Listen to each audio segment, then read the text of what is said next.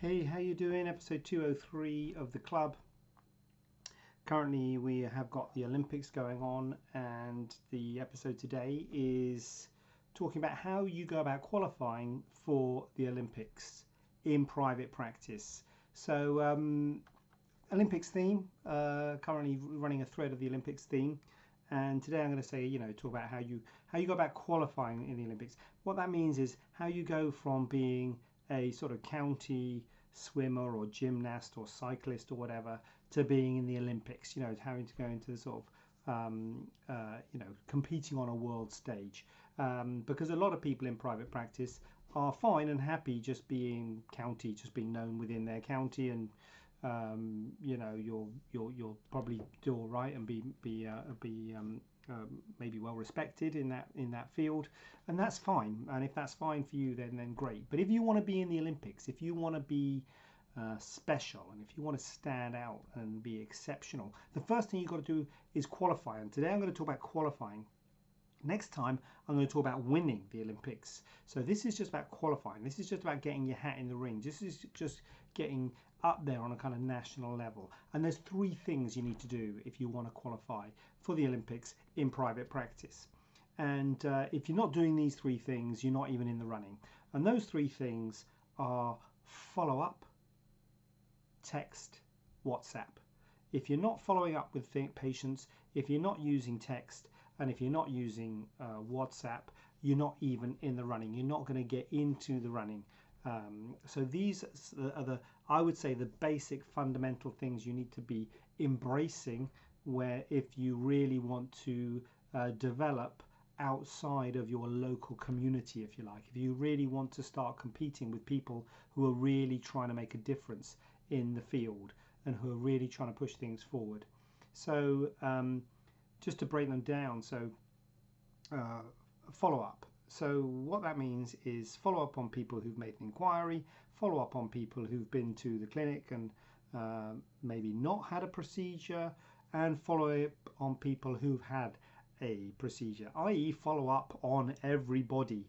And this is, I talk about this to doctors. I think I should talk about this to basically everybody, because I'm looking at properties at the moment. I'm looking at getting an investment property, and the follow-up's been really poor. For someone who is motivated, I'm looking for help. I've actually inquired. I've actually asked for help.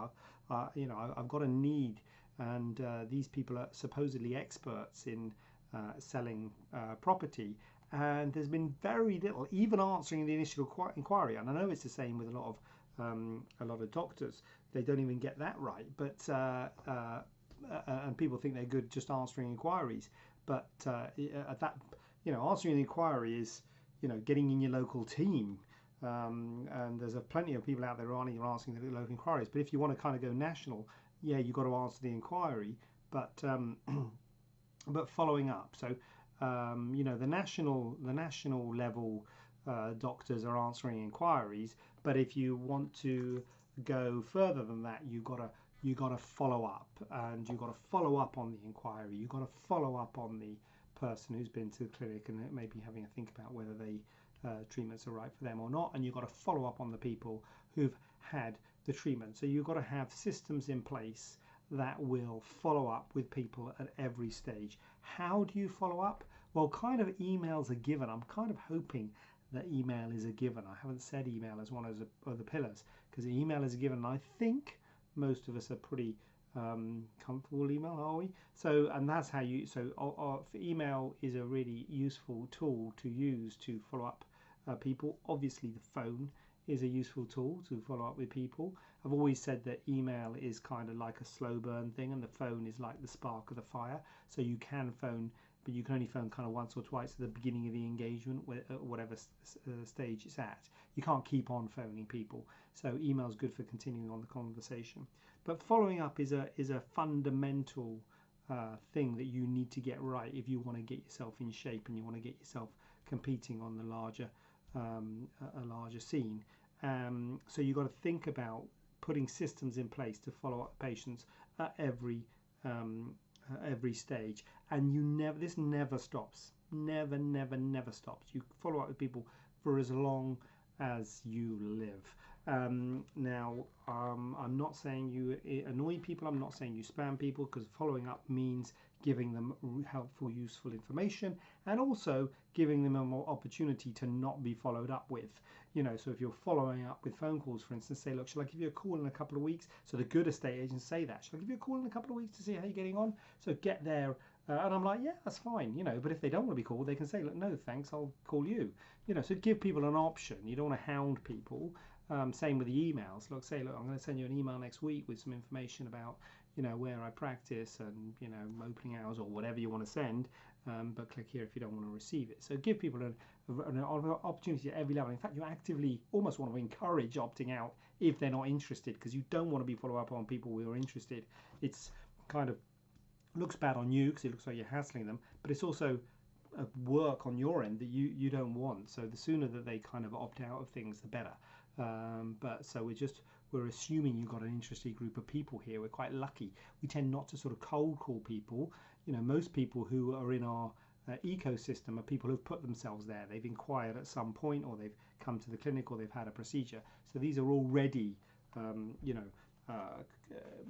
committed to you and your practice. So following up on them is nothing to fear. But by all means, giving opportunity and saying when you're on the phone to them, do you want to not be phoned again, or is it okay if I phone you again in a few weeks to just check on you, check how you're getting on?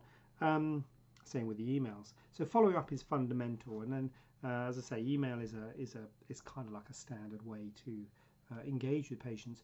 And I'm hoping that most people who want to have a good private practice are using email. But I think if you want to, get to the Olympics, SMS and WhatsApp are big. SMS has been big for a long time. If you look at open rates of SMS, they are like 95% within 5 minutes, or crazy. Whereas an open rate of an email is 20%. If you're getting a 50% open rate, that's 50% in the whole lifetime of that email. Texts are being opened within 5-10 minutes of being sent. So they're an order of magnitude higher text. Now, you have to be careful with text. You can't go kind of spamming lots of the stuff on text, but you can certainly, I am sure, use text a lot more than you are. You can have systems where text can be automatically sent. For instance, when someone inquires, sending them text, you can use short links on that text using software like Bitly or Hourly to shorten a link to a brochure or some information regarding the thing that they've inquired about, because everything is mobile now. If you look at your analytics from your website, everything is mobile. They're all on mobiles. So texts are significantly better than email. I'm not saying don't use email. I'm assuming you're using email. If you want to get to the Olympics, I'm saying you've got to start embracing text. Now, as I say, it's limited what you can do there. Be personal with your text. Usually it's good to have a sort of work mobile phone, because obviously you don't want to be using your or your secretary's own personal number for the text. But if someone's inquired, you've tried to ring them a couple of times, they haven't got can't get through, keep on leaving messages, sending them a little personalized text is really nice. Hi, it's Sandra here from the clinic. You inquired a couple of days ago about X, Y, or Z. Just feel free to give me a call or text if you need any more information. I've just sent you an email. So please let me know if you got it or whatever. But little personalized texts are really powerful. So texts are powerful. I'm not saying to use it a lot, but to use it for it to be part of your armamentarium, part of your system, is I would say a huge opportunity being missed if you're not using SMS text. And the last one is the WhatsApp. So WhatsApp has really grown, certainly in my practice recently, and there's loads of ways you can use WhatsApp. Did a webinar on it not that long ago, talking about all the different ways you can use WhatsApp. So obviously it's kind of like a text thing, but you can use it a lot more. You can have groups, you can have subsets of groups, you can have people who are post-op, maybe with giving them information. You can have buttons on your websites where people can contact you on WhatsApp. It's a good way for people to send photos. So WhatsApp is an extremely powerful, and I'd say it's a bit of an extension of text in getting those conversations, and it's an extremely powerful tool. And I think and I think you should be using both. I think you should be using text and WhatsApp. They're slightly different. Text is sort of trying to get hold, trying to reach out, a bit like an extension of a phone call. WhatsApp is a bit more of a sort of chat tool. So it's a tool for engaging and talking with patients. And as I say, you can also put groups of patients together and have WhatsApp groups on patients who maybe had a certain procedure, or who've been to your clinic, or you can have certain groups if you want to have to bring people together. And also, as I say, you can have areas on your website, etc., where people can engage on your WhatsApp. But these are three areas that you really need to be focusing on. You need to be focusing on having follow-up protocols in your practice at every level of the patient journey, and you really need to be using SMS text and WhatsApp. If you're not using SMS text and WhatsApp, you ain't qualifying, mate. You are not qualifying. If you got to get those things done and get ready for the next one, because in the next one I'm going to be talking about how you actually win the Olympics, how you actually compete with all those other people who are using those things. And I'll tell you now, not many people are using them now, but I think as people, it might be, I don't know what's going to happen with private practice, but as the NHS struggles, insurance companies struggle, self-pay private I think might increase, and people want more service, etc. So this market might be an increasing area, and might be something that some people are going to start thinking, how can I give a good service? How can I really help people and really work closely with them? So you want to be ahead on the game, you've got to get on the bandwagon. So get those three things in place. If you haven't got those three things in place, don't talk to me. Once you've got those three things in place, now we can talk about how you start competing with those other people who have got those things in place, those other Olympians, and you can start to look at how you can really try and get a place on the podium. So yeah, that was how you qualify. We'll talk about getting a place on the podium next time. Follow up, SMS texts, WhatsApp. No excuse for not having those three things in your practice. No excuse. So get on with it, and I'll see you next time.